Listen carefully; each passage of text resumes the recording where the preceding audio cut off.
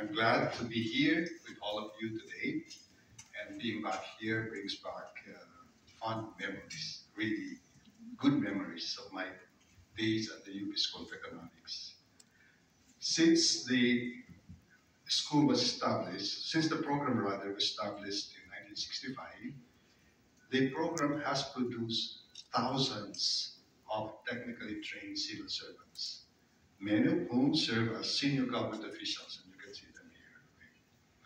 The school's distinct role and influence over the country's economic story have been both pronounced and meaningful. As a senior official who served 4 presidents, former professor and proud product of the PDE, I thank you for your invaluable contributions to the Filipino nation. Today, I'm pleased to present before you the lay of the land and the government's plan for sustaining economic recovery and development. The country continues to display remarkable resilience and adaptability in the face of a gloomy external outlook. For the first half of 2023, the economy expanded by 5.3%, driven by a record high employment levels, a rebound in tourism, increased investment registration activities, and the return of face-to-face classes. Following a 6.4% expansion in the first quarter growth in the second quarter slowed to 4.3%. Tempered by high commodity prices, especially food prices, and the lagged effects of the very aggressive interest rate hikes. Of course, another reason is the contraction in government spending and slower global economic growth. Government spending fell by 7.1% in the second quarter of 2023 due to the absence of election-related spending in the same period last year. So it's basically the base effect. But we expect government expenditure to pick up in the second in the second half of the year. This lower than expected growth in Q2 was rigorously discussed with the President and with legislators during our initial budget hearings.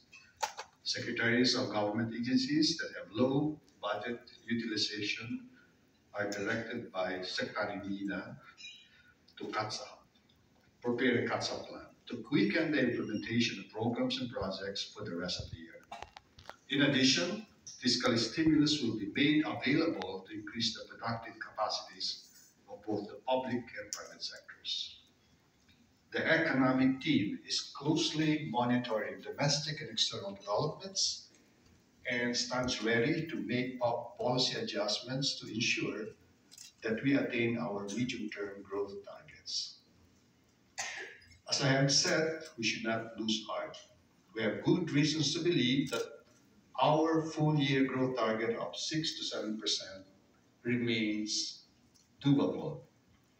As a vote of confidence in the Philippine economy's prospect for continued expansion, international organizations such as the IMF and the World Bank hiked their growth projections for the Philippines for 2023. Meanwhile, the Asian Development Bank and the ASEAN Plus 3 Macroeconomic Research Office, or AMRO, retained their projections at 6 and 6.2% respectively. At the same time, the Philippines has successfully maintained its investor-grade credit ratings. It even received upward outlook revisions amid the weakening global economy. Recently, Fitch Ratings and R&I both affirmed the country's investor-grade BBB rating and even improved the outlook from negative to stable for Fitch and from stable to positive for R&I. The international raters cited the Philippines' solid macroeconomic fundamentals, improving fiscal position, sound economic policy framework, and prudent debt management.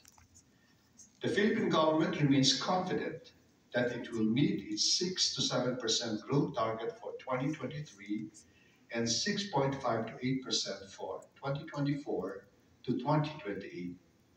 Given our continued recovery, bright prospects, and consistently strong fiscal performance. On inflation, the Philippine government believes that the worst is over. But of course, we remain vigilant. Inflation has continued to fall in July, easing for the sixth consecutive month to 4.7%. We expect inflation to return within the target range of 2 to 4% by the fourth quarter of this year and to settle near the lower end of this target by the first quarter of 2024, and for the whole year of 2024 and 2025 will settle at the midpoint of the target. The government will continue to proactively and holistically address the primary drivers of inflation and bring us back to the inflation target over the policy horizon. And we will do this through the Interagency Committee on Inflation and Market Outlook, chaired by the Department of Finance and NEDA.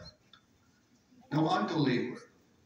The unemployment rate continued to improve in June 2023, settling at 4.5%. This is a major improvement compared to last year's level of 6%. Year on year, the employment rate rose to 95.5%, translating to 48.8 million employed workers this June.